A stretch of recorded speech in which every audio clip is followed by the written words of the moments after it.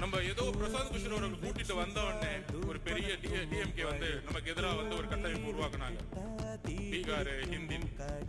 இப்ப திமுக என்ன பண்ணிருக்காங்கன்னா, ஒரு பெரிய நிறுவனம் இருக்கு பெண்ணுன்னு சொல்லிட்டு தன்னுடைய மருமகனை வச்சு நடத்திட்டு இருக்காங்க.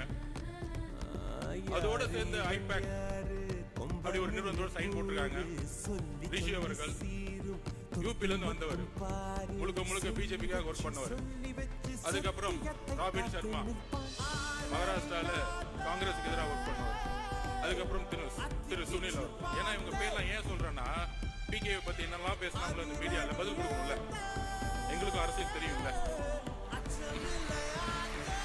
70 வருஷம் கட்சியை நடத்துறவங்க 3 ஸ்ட்ராட்டஜியஸ் அக்ரிமெண்ட் போட்டு என்ன செட் பண்ணிட்டு இருக்காங்கன்னா, எதிர்கட்சிகள் எப்படிலாம் உடைக்கணும், எதிர்கட்சியில் இருக்கிற தலைவர்கள் சுத்தி இருக்க எல்லா தலைவர்களும் எப்படி விலைக்கு வாங்கணும்,